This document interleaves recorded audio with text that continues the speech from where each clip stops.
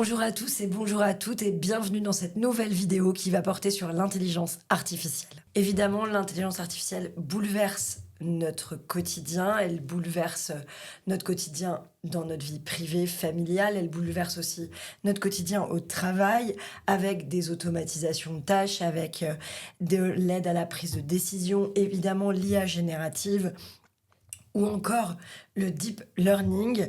Bref, les applications sont nombreuses, mais l'IA fait aussi naître beaucoup d'incertitudes, beaucoup de peurs, beaucoup de craintes, et bien qu'elle apporte son lot de risques, il est quand même indispensable, et c'est ce qu'on va essayer de faire aujourd'hui, de lever ces craintes et de présenter, peut-être d'un point de vue un peu technique aussi, l'ensemble des implications, des impacts, des solutions qui sont ouvertes par l'IA, notamment dans le monde de la cybersécurité. Pour cela, j'ai le plaisir d'accueillir Arnaud Jumelet, le National Security Officer de Microsoft. Donc tu es un expert reconnu dans le domaine de la cybersécurité et dans les technologies émergentes. Arnaud, bonjour et merci d'avoir accepté notre invitation. Bonjour Oriana, merci. Alors, avant qu'on commence, est-ce que tu veux bien te présenter et nous parler de ton parcours, s'il te plaît ? Bah écoute, en quelques mots, ça va faire 18 ans que je travaille chez Microsoft. J'ai démarré en tant que consultant sur les sujets de sécurité. Donc c'était à l'époque sur le poste de travail essentiellement. Et puis j'ai rejoint il y a plus de 10 ans, on va dire, la direction technique chez Microsoft France, avec aujourd'hui effectivement un rôle, on va dire, d'éclaireur sur les sujets de cybersécurité. Donc je suis plutôt tourné vers l'extérieur et moins vers l'interne. Pour le dire autrement, en fait, je m'occupe pas de la cybersécurité chez Microsoft. J'aide plutôt les clients en fait à utiliser au mieux, on va dire, les technologies, à les appréhender. Et on va dire depuis 2-3 ans, il y a effectivement l'émergence de l'intelligence artificielle avec les nouveaux risques. Et donc, ça fait partie effectivement de mon travail. Alors justement, par rapport à ces nouveaux risques, on a évidemment beaucoup entendu parler de l'IA générative. Ça brûle un peu les lèvres de tout le monde et ça brûle les doigts au quotidien d'utiliser ça. Quels sont pour toi les principaux risques et surtout pour les organisations, comment les atténuer ? Alors c'est vrai que c'est un nouvel objet à appréhender. Souvent, en fait, dans les questions qu'on peut avoir, on oublie qu'un modèle de langage, c'est pas l'application en tant que telle. Et donc, il y a eu énormément de grands modèles de langage qui sont sortis. On a maintenant une tendance sur des plus petits modèles de langage, qui ont l'intérêt d'être, on va dire, plus efficaces et puis moins gourmands en demande de traitement. Donc on peut maintenant les instancier en fait sur des ordinateurs grand public ou même sur un téléphone.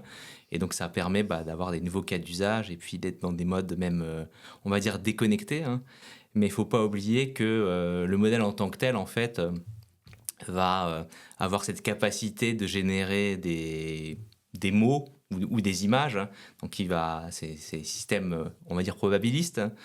Et pour faire une application qui fonctionne et qui rend un service sur des cas d'usage, c'est pas suffisant. Derrière ça, il faut mettre d'autres protections, il va falloir forcément avoir de la redondance. Et donc ces modèles-là, ils vont s'exécuter sur une informatique classique. Et donc dans les nouveaux risques, il y a les risques existants, donc on va dire les risques déterministes. Et en fait, il y a tout un pan en fait qui ont émergé en fait dans les nouveaux risques. Ça va être tout ce qui est non déterministe. En fait, ça veut dire comment on s'assure que l'attaquant puisse pas manipuler le modèle pour faire autre chose que ce qu'il devait faire, et donc faire fuiter de la donnée, par exemple, ou faire des actions qui n'étaient pas attendues, voire produire du contenu toxique. Et donc ça, c'est des choses qui sont nouvelles. Là, ça pourrait être même pas des attaquants. Je veux dire, dans une organisation, on pourrait aussi détourner un outil d'IA dans une organisation juste à des fins... Oui, ça peut être des fins juste internes pour essayer autrement. Des choses, etc.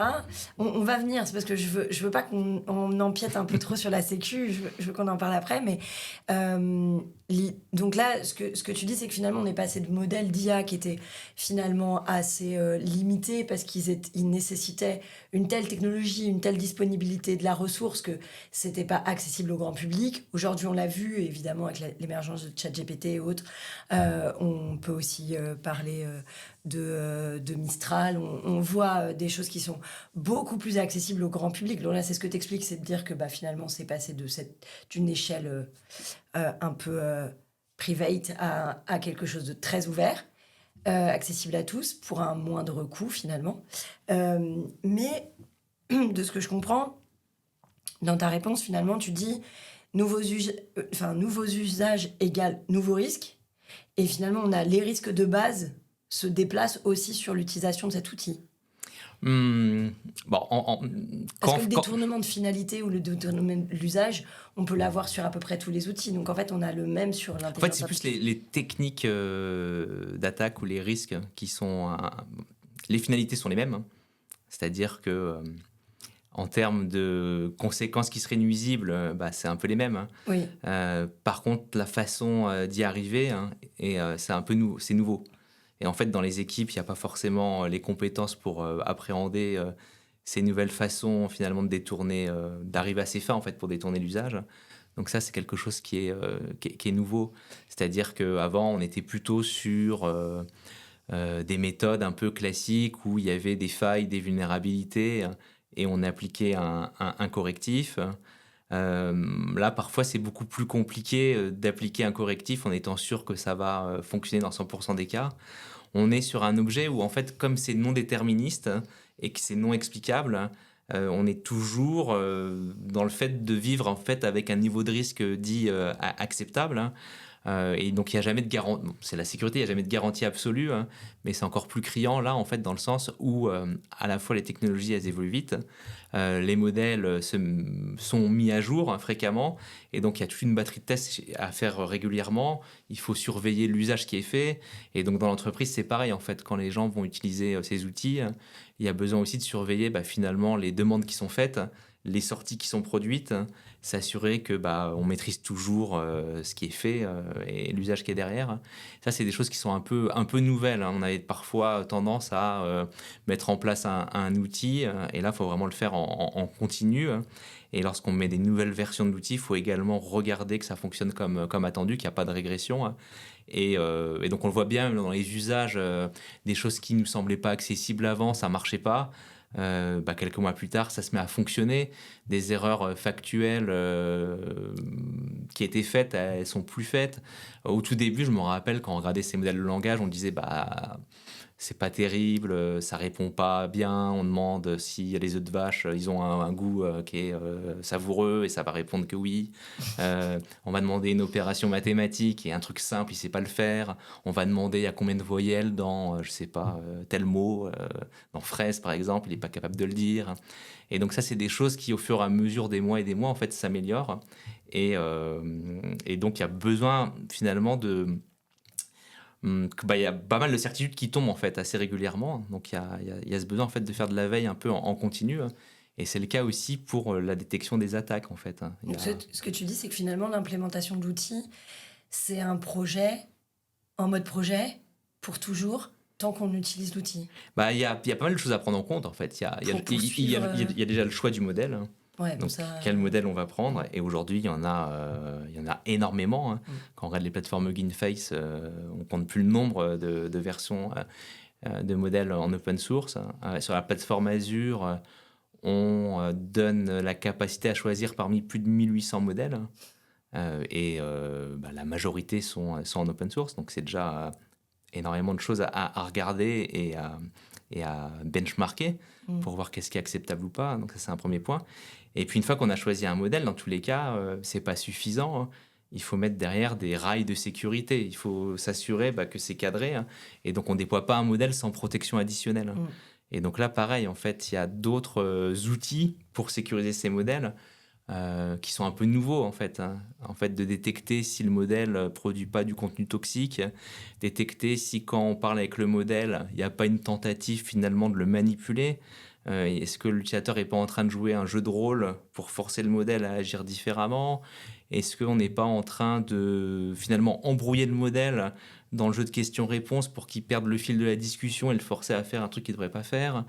Est-ce que le contenu qu'on produit, c'est vraiment lié à la question qui a été posée au départ, hein? Donc c'est également en fait de nouvelles technologies à mettre en place pour s'assurer que ces grands modèles de langage respectent ce qu'on voulait au départ, hein. Et du coup, il y a Ça, c'est d'abord, nouveau. il y a d'abord l'expression du besoin finalement. De quoi j'ai véritablement besoin. Et Ah, l'expression du besoin, les cas d'usage, il y a des cas d'usage qui ne sont pas forcément adaptés pour ces outils, de type grand modèle de langage LLM. Et il y a parfois beaucoup d'attentes et puis derrière, il y a de la déception parce que ça, c'est pas non plus magique. oui, c'est ça, c'est pas miraculeux. Ça fait des choses très bien et c'est formidable. Du résumé de texte, c'est formidable. Des synthèses, c'est génial. Des listes, c'est super. Des listes, c'est super. Par contre, de la recherche d'informations, faut accepter que ça ne sera pas exhaustif. Faut accepter qu'il y aura des défauts. Faut accepter qu'il n'y aura pas une recherche à 100%. Il faut accepter que parfois, ça peut inventer, hein, effectivement. Et c'est différent par rapport à l'habitude qu'on avait de chercher dans un texte avec des mots-clés. On était sûr à 100% qu'il allait sélectionner les 15-20 mots-clés qui répondaient à la demande. Et on a la certitude d'avoir tous les résultats exhaustifs. Là, il faut accepter que ça ne sera pas exhaustif et qu'il peut se tromper. Donc, c'est un peu différent en fait, à appréhender. Et puis, il y a des choses où ça ne marche pas du tout, hein. Le grand public demandait un itinéraire en fait, à ces outils, hein, de dire, je ne sais pas, je vais faire une randonnée et chaque jour, je vais m'arrêter pour faire, je ne sais pas, le tour de la Bretagne et donne-moi des étapes tous les 15 km, 20 km. Étant donné que ça va produire un peu ce qu'il y a de plus probable, ça peut donner des trucs hallucinants, du style tu pars à l'est, tu repars à l'ouest, nord, sud, donc ça va donner une jolie liste de villes, ça a l'air super cohérent, mais derrière c'est un itinéraire qui n'existe pas, donc il y a des choses qui ne marchent pas clairement. La confrontation mode réel marche encore assez mal. Et puis c'est lent. Il faut aussi considérer que ces outils-là, ils sont quand même assez lents. Donc, quand on a besoin de réactivité, on est dans une usine, on a envie, je ne sais pas, de contrôler la qualité des produits, voir ce qui se passe, d'être en flux tendu, d'avoir vraiment du temps réel, mais un temps réel où on a une attente que la réponse soit en millisecondes. C'est pas le cas aujourd'hui, hein. Oui, du quasi instantané. C'est pas du quasi instantané, ça va mettre plusieurs secondes. Si en plus on met des protections additionnelles pour s'assurer que ce qui répond est de la véracité, qu'il n'y a pas des défauts, qu'il n'y a pas de toxicité, hein, on va rajouter des contrôles. Et donc, on est plutôt autour de la dizaine de secondes derrière. Et donc, ça, c'est pas applicable. De la prédiction, ça marche pas. Si on s'amuse finalement à utiliser ces outils pour prédire, je sais pas, un comportement par rapport à un graphique un peu time series ou pour demander c'est quoi le forecast, etc. C'est pas un outil qui est fait pour ça et ça fonctionnera pas. Donc c'est ça en fait dans le regard qu'on porte par rapport à ces technologies, c'est vraiment de cadrer les cas d'usage. Et il y en a plein qui marchent très très bien, oui, hein. Oui. Mais c'est juste pour... et peut-être ce que je dis là, finalement, dans 2-3 ans, ça sera OK. Peut-être pas d'actualité. On aura réussi à combiner d'autres outils pour que ça soit capable de faire, hein. Mais donc c'est ça, en fait. Il y a beaucoup de certitudes. Il faut les enlever, il faut tester, il faut se confronter pour avoir son propre avis. Ne pas se contenter de lire ce qu'on a pu apercevoir à un moment donné, parce que parfois le temps qu'on lise, c'est des choses qui sont battues en brèche et 2 mois plus tard, c'est absolument plus d'actualité, hein. Donc c'est un peu... c'est revenir aussi sur l'esprit critique, mais là c'est déterminant, il faut vraiment tester. Est-ce que ça change pour toi la cybersécurité? Est-ce que ça a vraiment un impact et comment ça transforme le paysage cyber là pour toi actuellement? Parce que là tu me dis les attaquants et c'est très logique, hein. On le dit, on le redit, je l'ai dit 100 fois je pense. Les robots ne dorment pas, ils ont absolument aucun besoin vitaux. Ils ne se font pas engueuler par leurs partenaires s'ils n'ont pas rentré le soir. Mais là, en l'occurrence, ils ont un outil encore plus fort. C'est que si on rajoute au robot de l'intelligence et qui, du coup, apprend à détourner ou bien rentre dans un outil que tu utilises, l'intelligence artificielle, il va pouvoir récupérer de l'information, peut-être en apprendre encore plus sur toi, etc. Et sur l'organisation. Comment ça change, comment ça transforme la cyber aujourd'hui? C'est quoi ton avis là-dessus? On a, côté Microsoft, publié un rapport, c'était sur, en fait, qu'est-ce qu'on a pu voir dans les 6 mois, dans les 6 derniers mois, la dernière année, sur l'utilisation de ces outils par les attaquants. Et pour le moment, on est quand même sur des cas d'usage qui vont augmenter un tout petit peu la capacité des attaquants. Donc ça va être beaucoup autour des arnaques. Donc on va dire perfectionner des scripts. Quand je dis script, c'est un discours un peu à dérouler au téléphone ou finalement à envoyer par email pour inciter une victime finalement à faire ce qu'il ne devrait pas faire. Donc souvent c'est une finalité de payer quelque chose. Alors, ça peut être de l'arnaque sentimentale, ça peut être de faire pression pour un motif qui est frauduleux, qui n'existe pas. Une urgence quelconque. Une urgence quelconque. Donc ça fluidifie un petit peu. On se rend compte qu'il y a des pays où il y avait la barrière de la langue. Et je prends l'exemple du japonais, où ils sont beaucoup plus touchés qu'auparavant. Parce que ça démultiplie les capacités finalement, où il ne faut pas besoin de maîtriser la langue. On a une machine qui est capable de parler de nombreuses langues et qui fait pas trop de fautes, voire pas de fautes d'orthographe. Donc on a ce type d'utilisations qui sont faites. On voit de temps en temps passer l'utilisation de ces outils pour perfectionner du code malveillant. Donc ça va pas permettre de créer de A à Z un virus, mais ça va peut-être fluidifier la conception en fait d'un code malveillant. Ok, donc ça va renforcer le virus, ça va corriger là où il a des petites faiblesses en fait. Ça peut essayer de rajouter des techniques d'attaque à quelque chose d'existant, ou ça peut être ce genre de choses. On voit plutôt un usage post-exploitation aujourd'hui. On voit plutôt l'utilisation de ces outils SLM ou LLM pour essayer de raffiner, de comprendre qu'est-ce qu'ils ont réussi à exfiltrer comme données. Donc en fait, les attaquants attaquent comme auparavant, les attaques classiques, et récoltent des téras ou des gigas de données, et finalement, ils ne savent pas trop évaluer la valeur de ce qu'ils ont récolté. Ok, donc ça permet de faire l'analyse a posteriori. Donc ils vont utiliser des outils pour analyser, finalement, il y avait des plans, mais c'est dans la chimie, c'est dans, je sais pas, une usine. Est-ce que ça a de la valeur ? Il y avait des trucs sur des satellites, finalement, qu'est-ce que ça voulait dire ? Donc ils n'ont pas l'expertise pour comprendre ce qu'ils ont récupéré comme document, mais ça va permettre d'extraire finalement et de valoriser de ce qu'ils ont pu obtenir. Donc c'est des outils qui vont permettre post-exploitation de mieux comprendre ce qu'ils ont récupéré, c'est ce qu'on peut voir. Après, forcément, on entend parler beaucoup de manipulation d'images, de sons, de vidéos. Donc la voix. Donc là, on reste sur des modes opératoires qui sont quand même des arnaques, au final. Donc pour l'instant, on n'a pas vu émerger vraiment des outils qui seraient en mode agent autonome, qui vont s'infiltrer dans les organisations avec du code qui va se déplacer rebond par rebond, avec un centre de contrôle qui serait automatisé par l'intelligence artificielle avec des commandes qui sont envoyées, etc. On n'en est pas là. On n'est pas encore dans Mission Impossible. On n'en est pas là, mais les attaquants évoluent. Et donc ces rapports-là qu'on a publiés, c'est aussi des fois en collaboration avec OpenAI. Donc c'est aussi le fait que les attaquants utilisent des outils ou des LLM, on va dire, qui sont fermés, privés, donc pas des LLM open source. On n'a pas forcément de vision sur les modèles open source qui sont à nature, sur les petits modèles qui sont maintenant à disposition. Et donc, c'est une vue parcellaire. Mais pour l'instant, on n'a pas vu d'augmentation non plus significative d'attaques avec ça. Je pense que l'une des explications, c'est aussi que pour faire ces modèles de langage, petits ou grands, qui peuvent générer du code, du texte ou des images, il y a besoin d'avoir de la puissance de calcul. Donc, c'est quand même plus compliqué d'avoir des grandes capacités de calcul aujourd'hui, mais les attaquants ont l'argent, ça coûte cher, mais il faut aussi avoir les données. Et donc en fait, si on souhaite entraîner un modèle à créer du code malveillant, aujourd'hui en open source, on a plutôt du code, on va dire, de qualité qui fait le bien.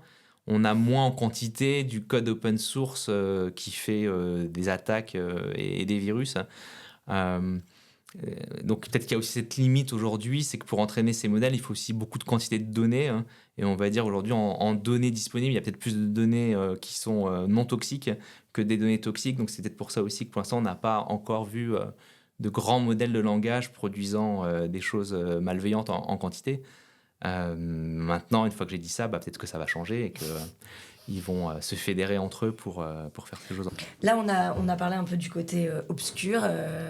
Du coup, à l'inverse, l'IA pourrait être aussi là pour détecter les comportements frauduleux, les attaques. Comment aujourd'hui on peut utiliser une IA justement pour détecter ce comportement qui est malveillant? Oui, on l'utilise de plus en plus. Ça fait, je pense, plus de 10 ans côté Microsoft qu'on utilise des algorithmes machine learning pour classifier, détecter les attaques. L'IA générative, c'est un petit peu nouveau, on va dire, dans l'utilisation des outils de sécurité, mais on y vient plus à destination en fait, des analystes, donc des gens qui doivent qualifier si l'incident de sécurité en cours est grave, pas grave, produire des rapports de synthèse, analyser des scripts qu'ils peuvent récupérer. Donc on est plutôt dans ce type de cas d'usage en fait, d'augmenter, de rendre plus agréable le travail en fait, de l'opérateur. Ça leur fait gagner un peu de temps. On estime que c'est à peu près 25%, 30% de temps de gagner en efficacité par rapport à ce qu'ils font quotidiennement quand ils l'utilisent. Et donc qu'est-ce que ça peut donner? Ça peut aider à classifier un comportement. Ça permet aussi de plus raisonner comme on faisait avant, en fait, où on essayait plutôt d'identifier un virus en mettant une signature. Et si on retrouve un programme qui a la même signature, on va pouvoir prendre la décision de dire que c'est un virus, un code malveillant. Donc là, on va être plutôt sur un comportement, quelles sont les commandes qui sont enchaînées sur le système. Et donc, on va être moins à tenir compte finalement du fichier qui véhicule l'attaque, mais plus qu'est-ce que produit le programme comme comportement sur le système. Et donc aujourd'hui, les grands éditeurs d'antivirus, d'ODR, en fait, ont une évolution de l'analyse comportementale. En fait, on va essayer de classifier un tout petit peu le séquencement des commandes qui sont exécutées, l'ordre de ce qui est appelé, pour derrière prendre la décision si c'est un comportement malveillant ou non. Et donc ça se base aussi sur des algorithmes de machine learning. Donc vous téléchargez un fichier sur Internet, d'avoir en fait le système qui vous dit attention, ce programme est sans doute malveillant, parce que dans les signaux, c'est, je sais pas, un exécutable qui n'a pas été signé numériquement. L'éditeur, il est connu pour avoir une mauvaise réputation. Il a été très peu téléchargé, ce fichier. Il a 24 heures sur Il a la 24 toile. heures où généralement quelqu'un lance ce fichier et 2 jours plus tard son ordinateur ne répond plus. Peut-être qu'il y a une corrélation entre les deux. Et donc on va utiliser ce type de télémétrie en fait pour qualifier et donner un niveau de risque à l'utilisateur. Ça, c'est des choses qui sont utilisées. Après, sur des choses un peu plus sophistiquées, là récemment, en fait, dans le navigateur Edge, Microsoft, on a sorti le mois dernier. Pour le moment, c'est en plus preview, en test, mais c'est la capacité en fait d'exécuter localement sur le navigateur un petit modèle de langage qui va interpréter ce qui s'affiche dans le navigateur pour identifier s'il n'y a pas une attaque au faux support technique. Pourquoi ? Parce qu'en fait, il y a certaines marques comme Apple, Microsoft ou d'autres qui sont fréquemment attaquées, détournées, où on fait peur à l'utilisateur pour lui dire que son ordinateur est bloqué et qu'il faut absolument qu'il téléphone à un numéro qui est dit ici. Support technique Microsoft, ou qu'il clique ici pour télécharger un outil. Et donc généralement, les modes opératoires sont un peu toujours les mêmes.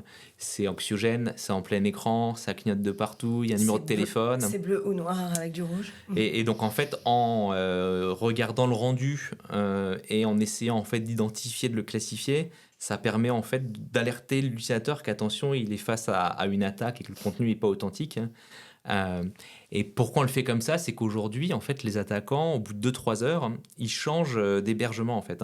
C'est-à-dire qu'ils mettent en place ces pages web, elles sont valables 2-3 heures, et ensuite l'URL, elle change. Donc le fait d'avoir une réputation sur les URL, ou d'attendre que quelqu'un signale que l'URL est malveillante pour ensuite propager l'information à tout le monde, ça ne marche plus, c'est trop tard. Donc là, il faut vraiment avoir quelque chose de temps réel. Et la seule façon en fait d'y arriver, c'est d'interpréter comme un expert averti, de voir ce qui se passe à l'écran pour dire non, c'est complètement faux, ça ressemble fortement à une attaque où on fait peur à l'utilisateur. Et donc là, c'est un autre usage en fait, c'est d'avoir un petit modèle de langage qui exécute localement. Pourquoi ? Ça permet de respecter la vie privée. On n'envoie rien, on n'enregistre rien, ça s'exécute en local et ça permet de protéger l'utilisateur. Et donc là, c'est un cas d'IA, pas classique machine learning, mais plutôt IA générative, où on va interpréter finalement ce qui se passe à l'écran. Et s'il est en local, comment vous mettez à jour On déploie un nouveau modèle, en fait. Vous montez des versions et... Vous montez des versions de modèles, et puis les modèles sont déployés au fur et à mesure. Donc il faut bien fermer ces mises à jour. Il faut bien faire ces mises à jour. Ouais. Alors, en général, les navigateurs, c'est plutôt bien fait aujourd'hui. Hein. C'est qu'on pose plus trop la question à l'utilisateur, Non, c'est natif, c'est quasiment Pour automatique. tout Hein. le reste, il faut quand même bien faire Ouais, ces tout à mises fait. à jour. Pour toi, aujourd'hui, quels seraient les défis pour que ce soit plus performant au regard de ce que toi t'observes? Est-ce qu'il y a des choses qui devraient être faites pour que ce soit plus performant? Plus performant, je sais pas y répondre directement, mais qui est un déploiement peut-être plus important. J'aurais peut-être un angle de regard où, quand on se rend compte qu'est-ce qui bloque aujourd'hui dans les déploiements d'outils d'IA en entreprise, c'est souvent la crainte du manque de transparence de ces outils, la fiabilité, l'équité. Bref, on est plutôt sur une dimension IA de confiance. Et donc, il y a des craintes qui sont exprimées pour s'assurer que les choses soient bien faites et soient bien contrôlées. Et donc, ça veut dire qu'il faut travailler sur expliquer finalement quelles sont les données qui sont manipulées, expliquer peut-être finalement par des notes de transparence comment les modèles ont été entraînés, le traitement où il s'effectue, est-ce qu'il s'effectue en local, est-ce qu'il s'effectue à distance, est-ce qu'il y a de l'entraînement derrière avec les prompts que je vais envoyer et les réponses qui sont générées. Donc il y a un peu tous ces champs de questionnement en fait qui reviennent assez souvent. Et donc il y a besoin d'avoir, je pense, des pratiques dites il y a de confiance ou il y a responsable. En fait, ça commence souvent des fois en faisant une analyse d'impact. Donc c'est peut-être en fonction d'une nouvelle application qu'on va déployer, se poser peut-être la trentaine, quarantaine de questions indispensables pour décrire finalement pourquoi on fait cet outil, pourquoi on l'utilise, pourquoi on ne le ferait pas autrement, quelle est l'équipe derrière qui va faire l'outil. Enfin bref, je sais pas, mais il y a ce type de questionnement de bon sens en fait à se poser pour derrière être en capacité en interne de montrer patte blanche, d'expliquer voilà que on a conçu l'outil de telle façon et qu'on a identifié des risques et que ces risques-là en fait ont été appréhendés, diminués de telle et telle façon. Donc ça reste assez pragmatique, hein, c'est l'approche un peu par les risques. Ça veut dire de découvrir les usages, de les cartographier, finalement après de mesurer les risques et puis de les traiter pour rendre la proposition acceptable en interne.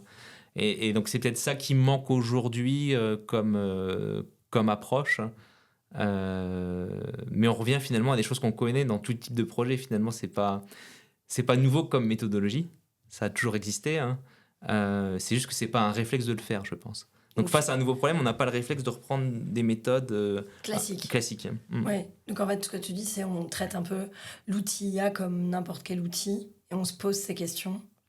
Oui, de base, oui. Hein. Dans la conception. Et du coup, quand on l'intègre, on se pose les mêmes questions dans l'intégration pour savoir son périmètre, comment on l'encadre, qui va l'utiliser, quel cas d'usage, est-ce que ça répond correctement, test and learn et je recommence, etc. pour affiner finalement mon besoin, la réponse et vérifier que l'outil que j'utilise, il répond correctement et va pas au-delà ou me met pas en risque de manière inacceptable dans le cadre de mon activité au quotidien, ça finalement. Oui, tout à fait. Et donc, on se pose les questions, qu'on soit éditeur, créateur d'un outil IA ou qu'on soit un utilisateur, une organisation. Avant de parler de confidential computing, j'aimerais que tu nous dises si il y a des IA ou des méthodes ou des choses qui sont finalement abandonnées parce que trop lourdes, trop longues, trop complexes, aujourd'hui qui sont évidemment remplacées par d'autres, on va en parler après. Est-ce qu'il y a des choses qui pour toi doivent être ou peuvent être abandonnées parce que finalement dans des cas d'usage un peu mainstream, ça répond pas?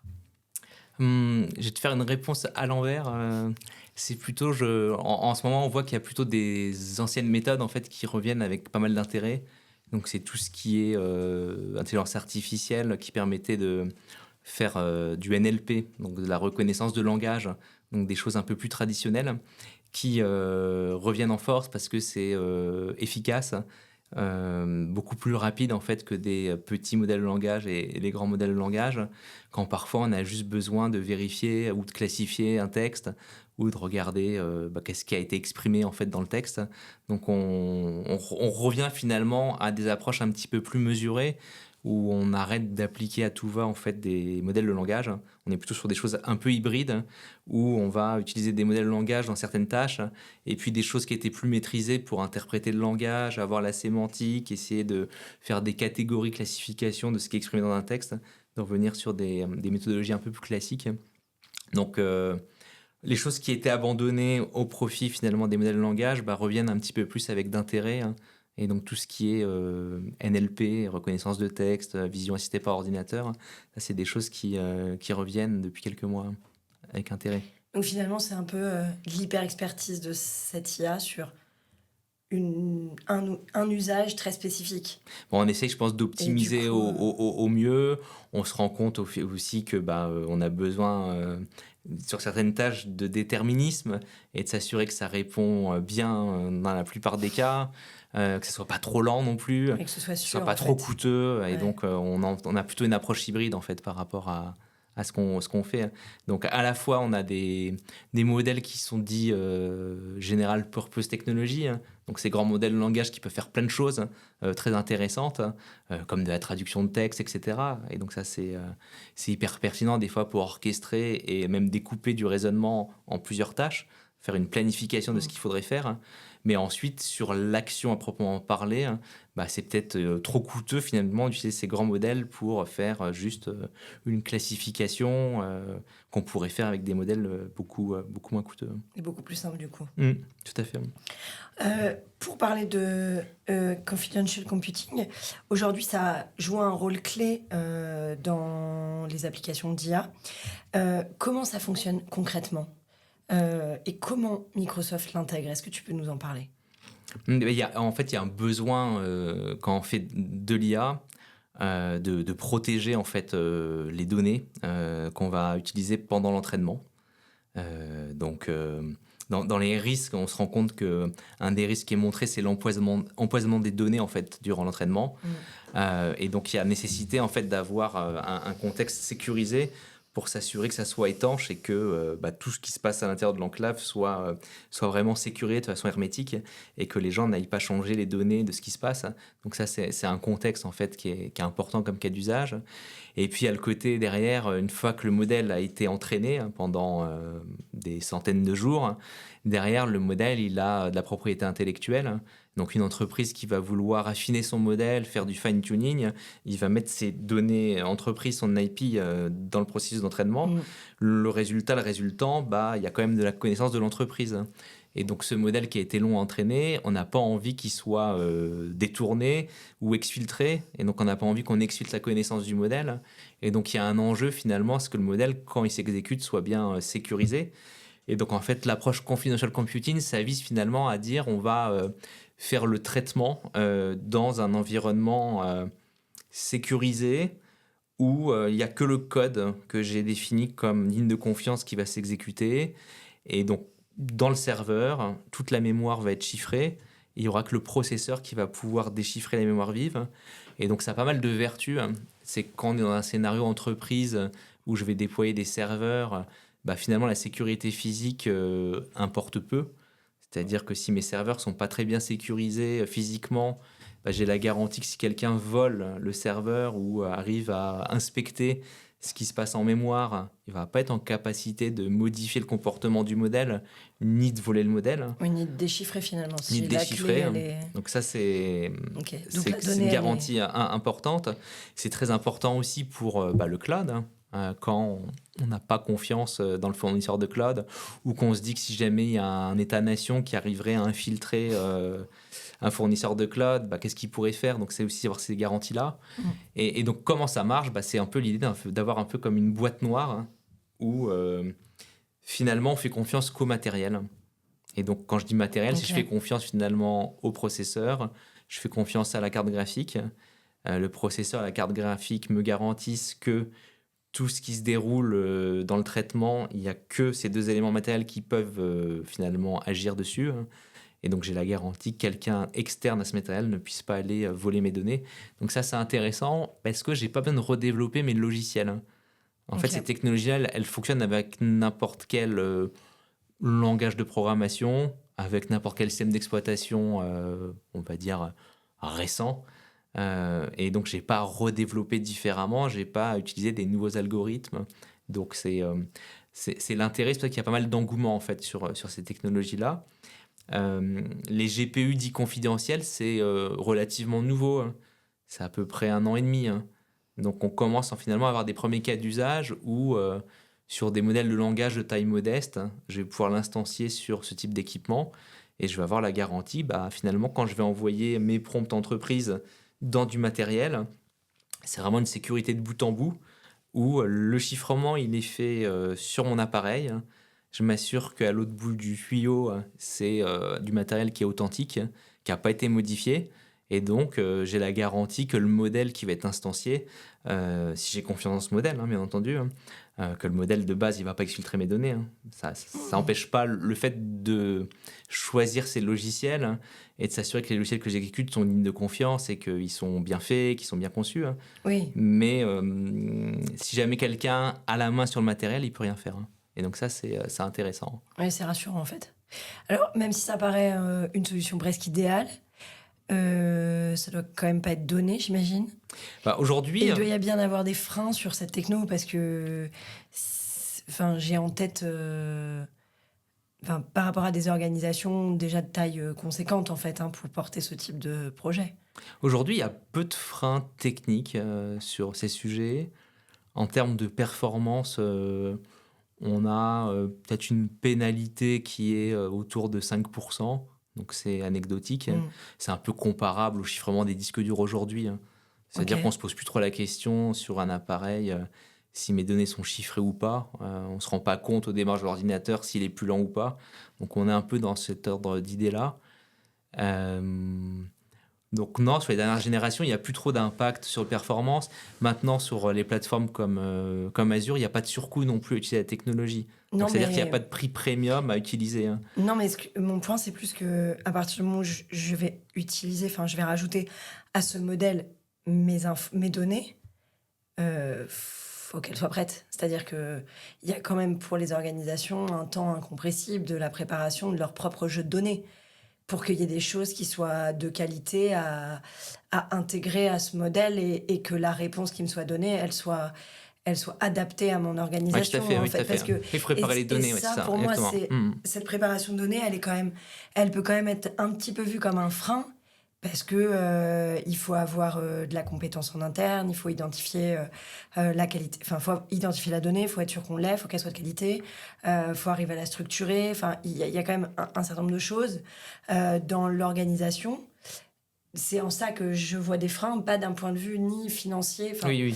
En fait, c'est presque des freins humains aujourd'hui dans l'organisation, d'être sûr d'avoir des gens qui vont être en capacité technique et intellectuelle de préparer le jeu qui va me permettre d'avoir cet outil-là, en fait. Sinon, je vais avoir un langage dans un bunker, et c'est cool, c'est le langage qui va me répondre et j'ai pas de données qui fuitent, mais c'est pas ça qu'on lui demande. Il m'a manqué de la personnalisation. Par exemple, on peut avoir tout ce pour que peut-être ce soit plus imagé, mais pour avoir la culture de l'entreprise, elle va aussi être témoignée par rapport à des syntaxes, par rapport à des termes, par rapport à des expressions qu'on retrouve dans l'entreprise qui sont, je sais pas, en lien avec n'importe quoi. Dans un cabinet d'avocat ou un cabinet de conseil, on va avoir des expressions qu'on retrouve toujours, qu'on retrouverait pas dans une autre branche d'activité, un cabinet médical ou autre. Donc il faut bien quand même travailler ces informations-là. Ça va pas être magique. Je veux dire, on peut pas. C'est pas 3 clics et hop, ça fonctionne. Il y a quand même ce besoin de savoir ce qu'on veut mettre dedans. Non, ce qui peut freiner effectivement, c'est d'avoir le jeu de données suffisant pour réentraîner un modèle. Il y a besoin peut-être d'avoir à minima des jeux de questions-réponses, mais plutôt en milliers. C'est peut-être de l'ordre de 2000 à 5000 jeux de questions-réponses pour finalement guider le modèle vers qu'est-ce qu'on attend de lui. Et donc, ça se prépare. Ouais, ce qui est déjà un projet en soi. C'est déjà un projet. Si on ne va pas vers ça, il y a des cas de figure où on peut prendre un modèle sur étagère et lui demander de répondre non pas sur ses propres connaissances, mais par rapport à une base documentaire. Oui, que là, on peut fournir, c'est plus simple. Que là, on peut fournir, c'est quand même un peu plus simple. Là où on peut avoir des limitations, quand je parlais de conventional computing, si on veut avoir une maîtrise de bout en bout en fait, de l'ensemble de la chaîne, je disais au départ que le modèle n'était pas l'application.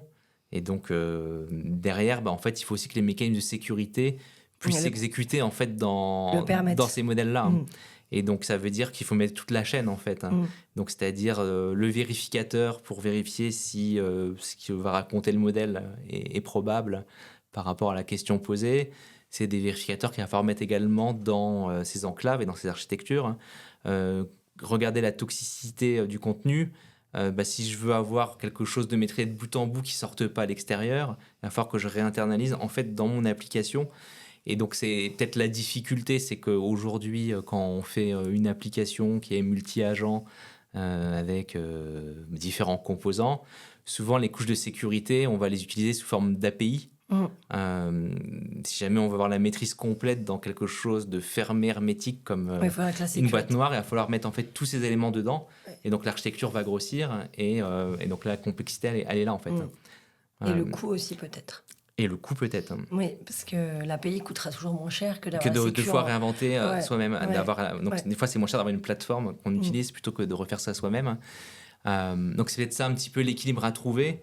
C'est qu'il y a des cas d'usage pour l'instant qui sont très simples, qui marchent très bien dans ces enclaves, dans le confusional computing. C'est par exemple de la transcription.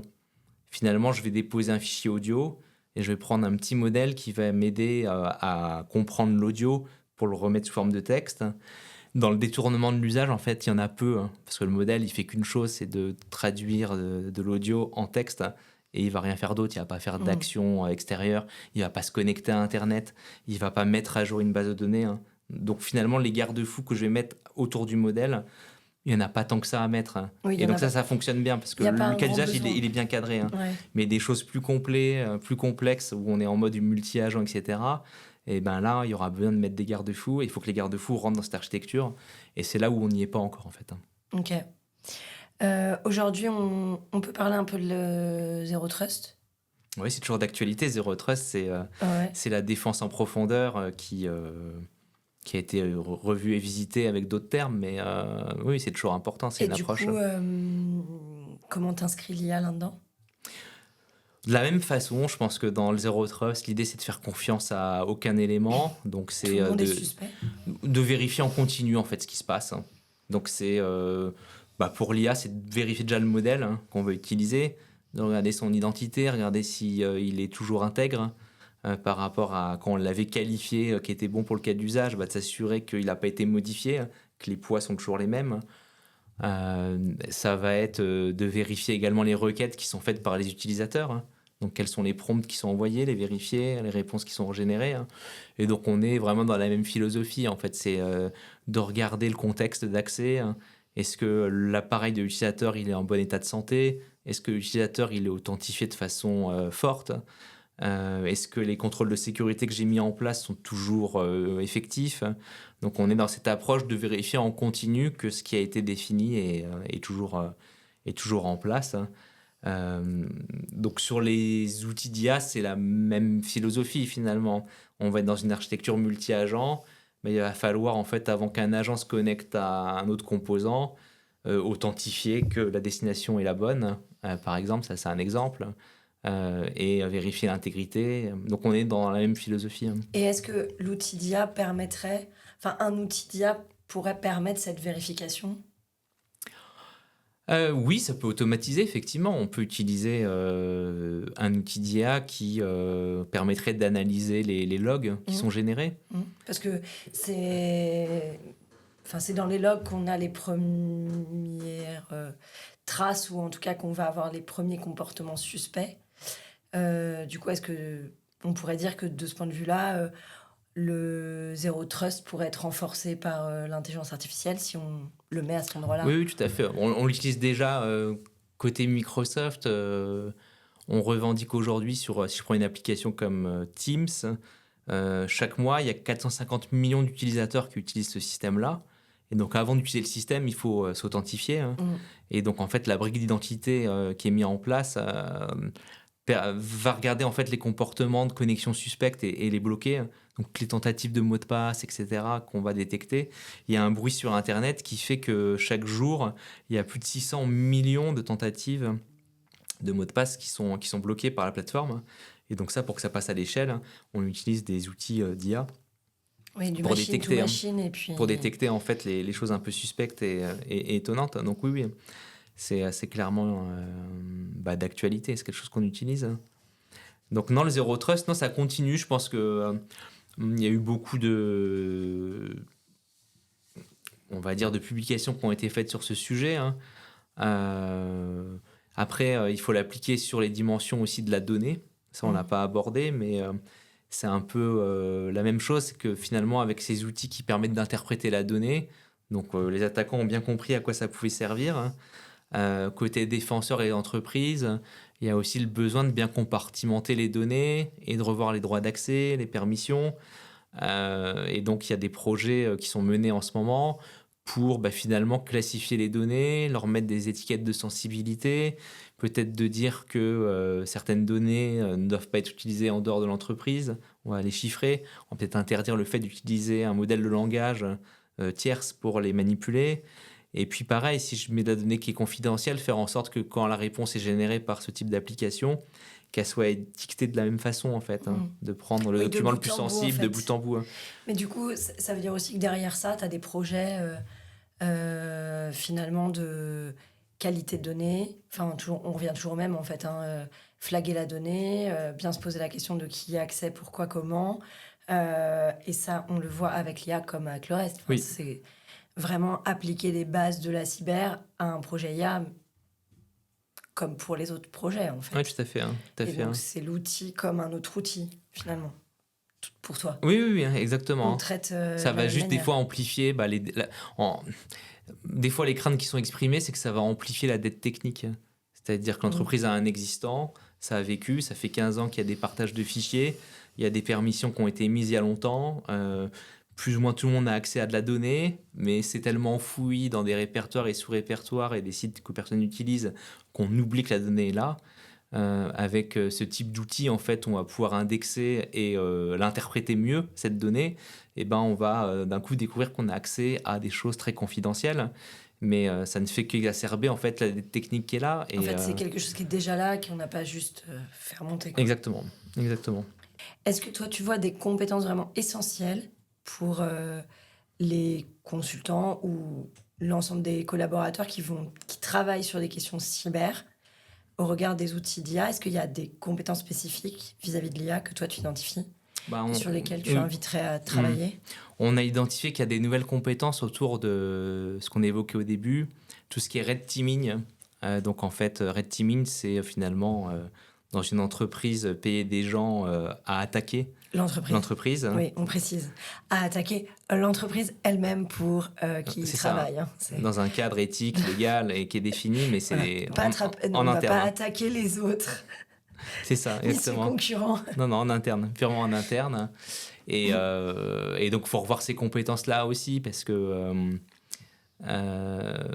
lorsque je vais finalement essayer d'attaquer et trouver des failles d'une application qui embarque des modèles de langage, il faut savoir finalement jouer, manipuler ce modèle de langage. Et donc, c'est des nouvelles compétences, c'est des nouveaux outils pour automatiser en fait les techniques d'attaque.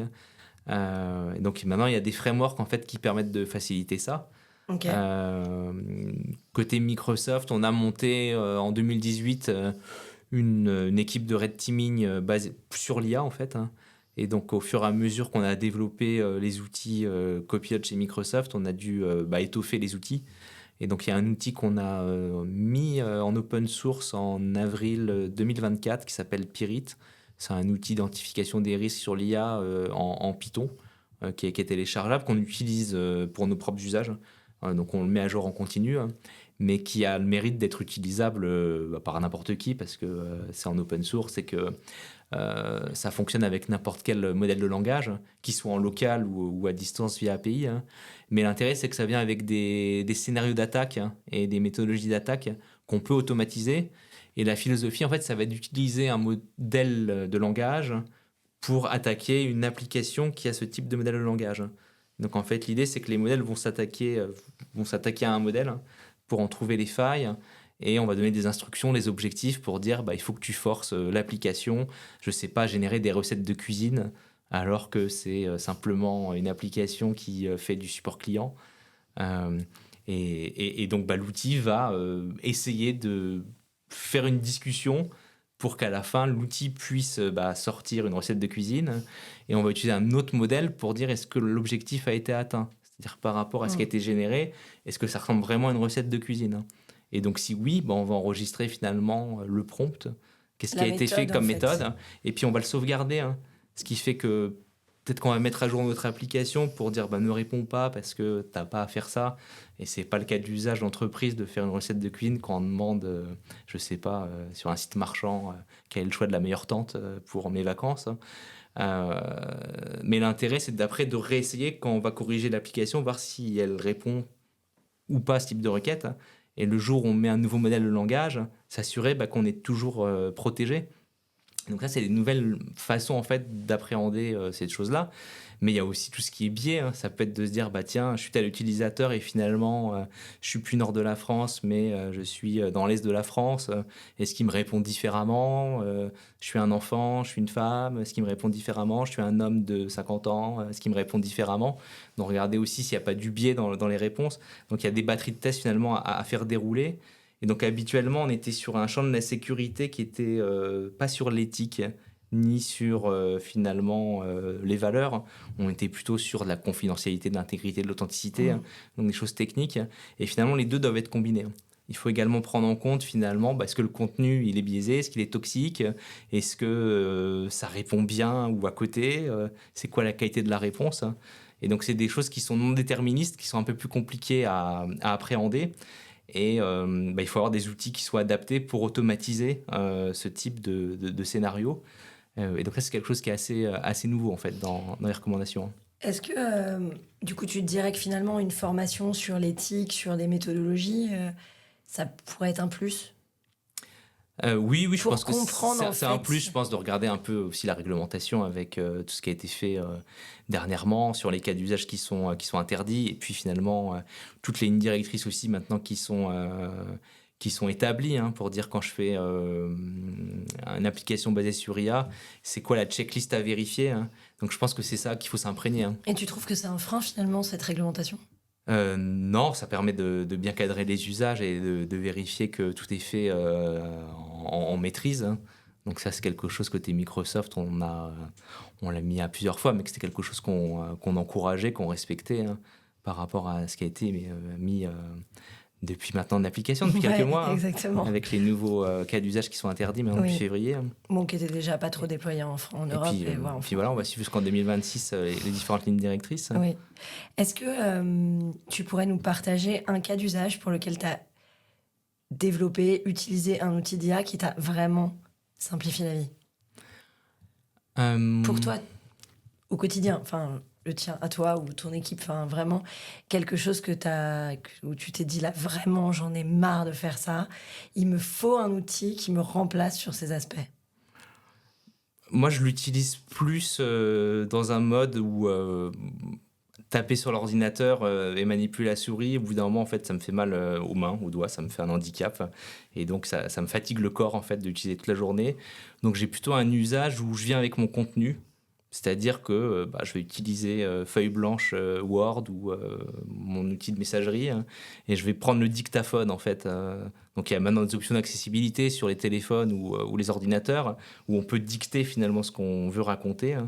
Et donc j'ai plutôt cet usage finalement de je dois répondre à quelqu'un, je vais dicter mon message qui va être plutôt bien retranscrit, mais je ne vais pas m'embêter à mettre point, retour à la ligne, etc. Je vais vraiment parler en continu. Et je vais utiliser ces outils en fait pour remettre en forme mon message en fait. Okay. Donc l'intérêt pour moi, c'est que je vais pouvoir répondre à un message, mais pas de façon générique. C'est-à-dire que je vais pas dire réponds à telle personne, oui, je suis content. Je vais vraiment dicter mon message avec tout ce que j'ai envie de dire, et ça va me permettre derrière de le remettre en forme, et je n'aurai pas à le taper. Et ce qui peut me prendre parfois, je sais pas, 8 minutes à taper mon message et à corriger les fautes, etc. Finalement, c'est un peu le débit de la parole et en 2-3 minutes, c'est fait. Et donc là, pour moi, c'est un vrai gain de temps, quoi. C'est un cas d'usage que j'utilise beaucoup. Est-ce que, là, on a abordé énormément de sujets, c'est assez lourd parfois, je pense que... c'est un sujet qui est vaste, un peu technique. Est-ce que si on est curieux, éditeur de soft, curieux utilisateur ou curieux béotien qui a envie de découvrir un peu ce sujet, tu as des ressources à conseiller? Alors, il y a un rapport en fait qu'on a sorti, c'est le premier rapport qu'on a fait sur la transparence de l'IA responsable. On l'a sorti en mai 2024 et ça se trouve facilement. Faut taper, je pense, Microsoft Transparency Report et puis responsable. Bon. Dans ces ordres-là, à peu près, on va trouver. Hein. Ok. Donc, c'est un rapport qui fait une quarantaine de pages, mais qui est intéressant parce que ça permet de raconter un tout petit peu, côté Microsoft, comment on a mis en place une gouvernance, quels sont les outils qu'on a développés et qu'est-ce qui est téléchargeable. Et dedans, en fait, ce qui est pas mal, c'est que ça pointe vers le standard qu'on a développé en interne en version 2 en 2022, qui donne accès à un assessment. En fait, on a un document qui fait une quarantaine de pages avec des questions. Et c'est ce document-là, en fait, qu'on oblige en interne lorsqu'on va créer une application à base d'IA. Les équipes doivent y répondre. Les gens qui font du service, du consulting, doivent d'abord, en fait, qualifier ce qu'ils vont faire. Et donc, on a toute une gouvernance derrière pour voir si c'est pas un cas d'usage interdit. Si c'est pas un cas d'usage qui est sensible, et dans ces cas-là, pour qu'il soit accepté, il faut mettre absolument un ensemble de mesures de sécurité. Et donc ça, c'est des ressources qui sont plutôt intéressantes, hein, assez pragmatiques à reprendre, qu'on peut mettre en place dans l'entreprise. Et puis ça pointe aussi vers les outils comme Pirit et autres outils. Hein. Donc c'est des outils finalement, c'est des ressources de méthodologie en fait. C'est méthodologie et puis outils. Hein. Et en fait, c'est tout ce qui est accessible publiquement, qu'on a mis à disposition en open source. Dans une approche, on les a développés déjà pour notre propre usage, hein, et on continue à les utiliser. Mais comme ils sont en open source, n'importe qui peut les utiliser. Donc c'est des choses à regarder, je pense que c'est intéressant. Ok. Et puis enfin, ma dernière question, on a parlé cyber, IA, cyber. Est-ce qu'il y a dans ton job là quelque chose dont une initiative, quelque chose dont tu es particulièrement fier que tu aimerais nous partager? Écoute, ce mois-ci, on a atteint en fait la barre des 10 000 personnes qu'on a sensibilisées et formées à la cybersécurité. En fait, c'est un plan qui avait été initié en mai 2022. Au côté Microsoft, on avait pris l'engagement en fait de s'engager sur la cybersécurité. Et donc, on a fait un plan d'action pour dire, on va aller, quand je dis sensibiliser, c'est aller au contact des jeunes, hein, donc dans les collèges, lycées, pour faire découvrir les métiers de la cybersécurité. C'est aussi former, donc aller dans des écoles de type BTS ou écoles d'ingénieurs pour donner un contenu de formation sur la cybersécurité en environnement Microsoft. Et puis, c'est des initiatives aussi comme Cyberwomen, que je porte avec mes autres collègues, où l'idée, c'est plutôt en fait de donner envie en interne aux femmes qui veulent avoir une carrière en cybersécurité chez Microsoft, finalement d'être mises en lumière, de se former, de passer des certifications, de pouvoir rayonner dans ce milieu-là. Donc ça, c'est un sujet qui est assez sympa aussi à animer et qui donne aussi un peu de fraîcheur dans le métier. En fait, c'est qu'on a le côté un peu impact où, avec un peu de persévérance, etc., au jour le jour, on s'assure en fait qu'il y ait plus de compétences qui émergent sur la cybersécurité. On embrasse India Oui, c'est ça, avec India, avec Sarah. Elle nous regarde. Et Carole également. Et l'initiative sur la formation, tu parles aussi de Simplon. Oui, on a aussi une école qu'on a fait avec Simplon, c'est l'école Microsoft by Simplon sur la cybersécurité, hein, où là c'est également de l'alternance, c'est sans prérequis de diplôme, et donc c'est un programme qui a été lancé, donc c'est un peu les mêmes écoles que l'école IA Microsoft ou l'école Cloud ou l'école Cyber, hein. Ça fait partie du gros dispositif qu'on avait lancé en mai 2022 en fait sur ce sujet-là. Donc pour le coup, oui, on est plutôt content 3 ans plus tard de se dire en ayant comptabilisé en fait les interventions au contact vraiment au fur et à mesure d'avoir franchi cette barre des 10 000. Donc c'est plutôt une satisfaction. Hein. Écoute, merci beaucoup Arnaud. J'espère vraiment que l'épisode vous a plu, que vous avez appris des choses. J'espère que c'était pas trop technique parce que c'est quand même un sujet extrêmement complexe. Merci infiniment d'avoir répondu. Merci beaucoup pour l'invitation. Et puis je te dis à très bientôt.